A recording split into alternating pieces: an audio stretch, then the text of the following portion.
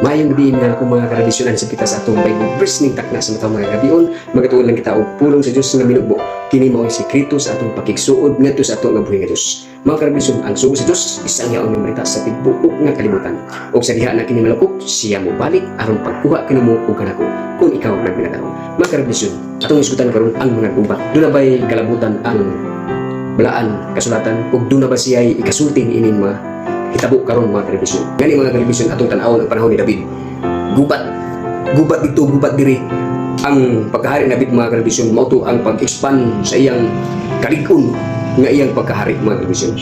So sa pagkakaroon duna bay ikasulti ang balaan nga kasulatan sa gubat gikan sa World War I, World War II, hantod karon sa mga modernong magira gikan sa Korean War, Vietnam War, sa Iraq, Gulf War, panahon kang President George Bush, Afghanistan, ikan sa Afghanistan, o karon mga karabisyon sa mga modernong mga gira mga karabisyon.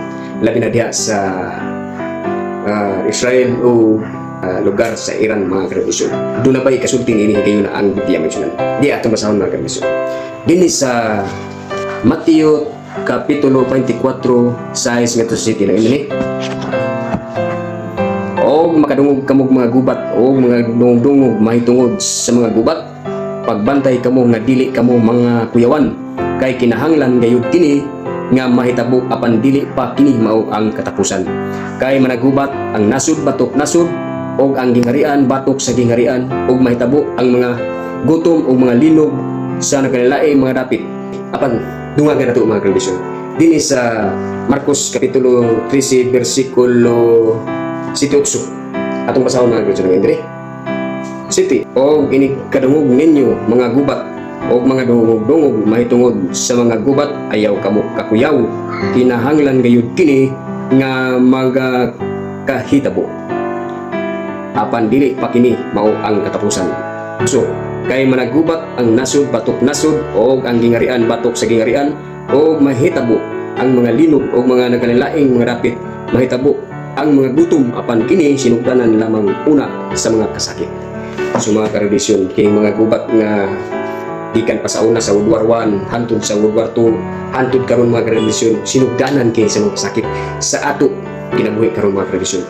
Apan kulang pa ba? Tungan pa nato mga karabisyon. Dini sa Lucas Kapitulo 21, 9-10. Okay, dugang ta? 9. Og ini kadungog ninyo mga gubat og ang kaguliyang ayaw kamo pagkalisang kay kinahanglan una nga kini magakahitabo apan ang katapusan dili pa moabot diha-diha. Jis unya mingon siya kanila managubat ang nasud batok nasud o ang gingarian batok sa gingarian. Mga karabisyon, ang tanan nga moabot ng mga gubat mahitabo gayud mga karabisyon kay kini ipauna dinhi sa ato ang kalibutan hari sa hari nasud to nasud makigubat mato makita karon nga ato nga panahon mga karabisyon. Apan ang tabag sa Ginoo kung kini mahitabo mga karabisyon unsa itong buhaton niya. Lucas Kapitulo 21:28 ayon dinhi. Inig sugod nagkahitabo niining mga butanga, iyahat ninyo ang inyong mga mata o ihangad ninyo ang inyong mga ulo kay ang inyong kaluwasan nagkahaduol na. Mga karabisyon, sa diha na nga moabot na kining mga gubat nga ato ng matagamtaman o maato ng matilawan sa ato ng mga kinabuhi. Apan ang tambag sa Ginoo mga karabisyon, dili literal ihangad lang ang atong ulo o atong mata ilurat dito sa taas, kung dili ang sikreto nga makigsuod ta nga magalakaw ta kauban sa atong buhi nga Dios mga karabisyon. So mao ni ang atong binubo nga Bible verse ning takna sa kagadion.